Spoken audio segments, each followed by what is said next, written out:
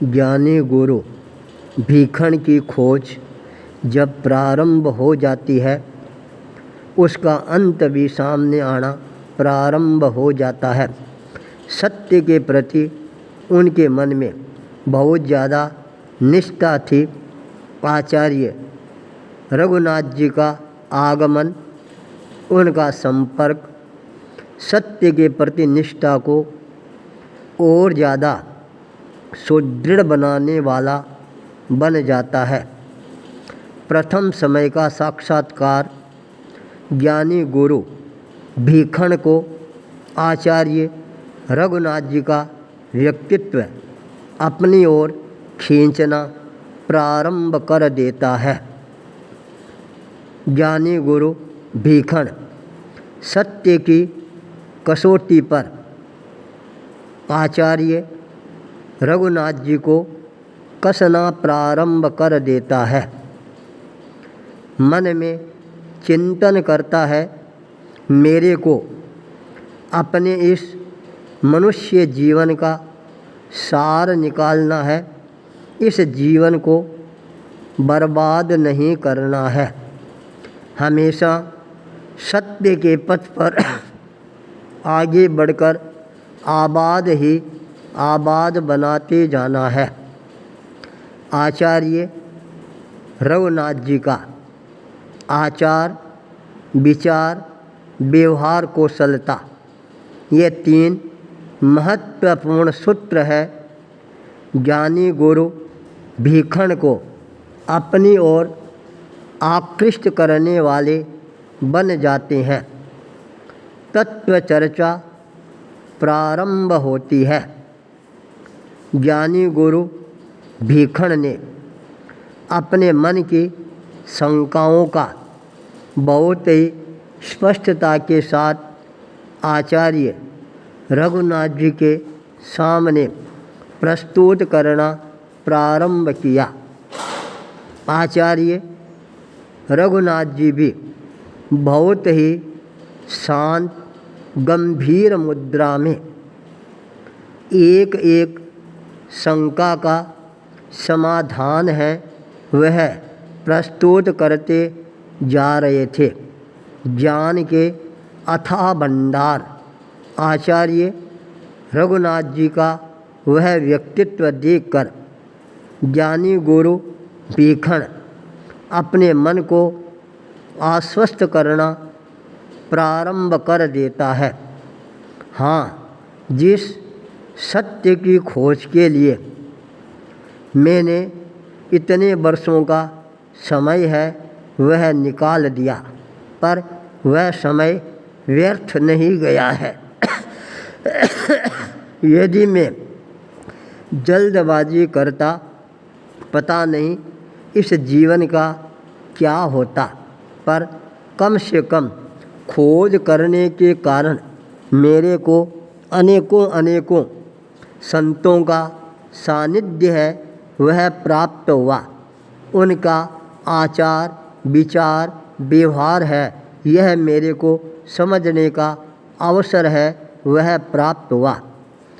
किन की कथनी और करनी समानता है और किन के कथनी और करनी में आकाश और पाताल जितना फर्क है, ये भी तो मेरे को अनुभव करने का अवसर है वह प्राप्त हुआ। ज्ञानी गुरु भीखण के गहरे प्रश्न सुनकर आचार्य रघुनाथ जी भी भीखण की बुद्धि के कायल बन जाते हैं। मन में विचार करना प्रारंभ कर देते हैं। यह भीखण यदि अपने मनोबल को मजबूत बनाकर संयम के पथ पर अपने चरणों को गतिशील बनाना प्रारंभ कर देता है, तो मेरी जो चिंता है वह अपने आप ही चिंतन में बदलनी प्रारंभ हो जाएगी। मेरी सबसे बड़ी चिंता है मेरे पीछे मेरे इतने बड़े धर्म संघ का भार है, नेतृत्व है कौन संभालेगा। मेरे 500 शिष्य और शिष्याएं हैं, कमी नहीं है, पर संघ का संचालन करने का जो एक मादा होना चाहिए वह अभी तक मेरे को किसी में भी नज़र नहीं आ रहा है। यही मेरी चिंता का सबसे बड़ा कारण है, वह बनता जा रहा है। ज्ञानी गुरु भीखन का वह व्यक्तित्व देखकर आचार्य रघुनाथ जी की चिंता है वह धीरे धीरे अपने आप ही चिंतन की ओर अग्रसर होने प्रारंभ हो जाती है। ज्ञानी गुरु भीखन को उपदेश प्रदान करते हुए कहा, भीखन, तेरे जैसा ज्ञानी व्यक्ति इस संसार के माया जाल में क्यों फंसा हुआ है, यह मेरे अभी तक समझ में नहीं आ रहा है। क्या तेरे मन में अपने जीवन रूपी नौका को इस संसार रूपी समुद्र से पार लगाने की भावना, इच्छा है, वह जागृत नहीं हो रही है? ज्ञानी गुरु यह प्रश्न सुनकर गंभीर बन जाते हैं। निवेदन करता है, गुरुदेव, आप जो बात कर रहे हो वह बात बिल्कुल सत्य है, हकीकत है। इसीलिए मेरा जो समय है वह सत्य की खोज के लिए ही निकल रहा है।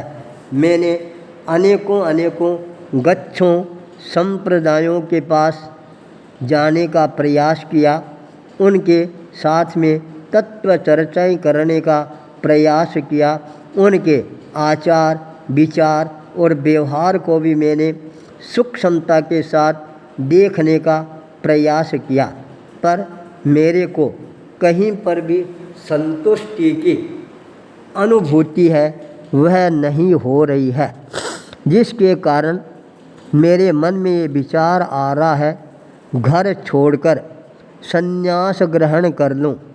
कहीं ऐसा नहीं हो मेरा जीवन है वह जीवन भी धोबी के गड्ढे की तरह बन जाए, न वह घर का रहे और न वह घाट का रहे। यह बात सुनकर आचार्य रघुनाथ जी मुस्कुराना प्रारंभ कर देते हैं। कहती हैं, भीखन, तेरी बुद्धि को तो कोई घोड़े भी हैं वो नहीं पकड़ सकते हैं, दौड़ कितनी ही लगा लो, पर तेरी बुद्धि के सामने सब के सब ढीले पड़ जाते हैं। वास्तव में तेरी बुद्धि है वह बहुत ही ज़्यादा प्रखर है।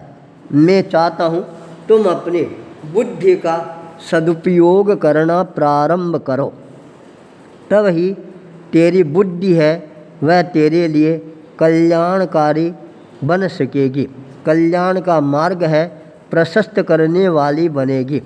तुम स्वयं अपना ही कल्याण नहीं करोगे, अपितु मेरे को विश्वास है तुम हजारों लाखों व्यक्तियों को भी कल्याण के मार्ग की ओर प्रशस्त करने में अपनी महत्वपूर्ण भूमिका अदा करने वाला बन जाएगा।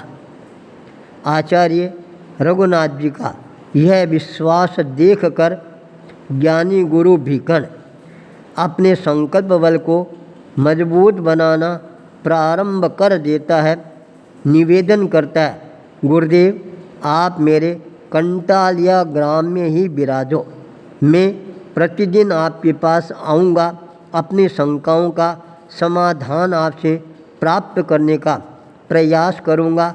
जब मेरी सारी शंकाएं निर्मूल हो जाएगी, मैं अपने जीवन को आपके श्री चरणों में समर्पित करते हुए भी देरी नहीं लगाऊंगा।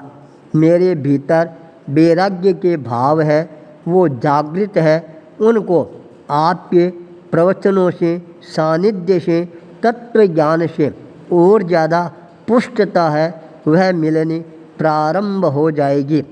ज्ञानी गुरु भीखण का वैराग्य है वह और ज़्यादा तेजस्विता के साथ जागृत हो जाए।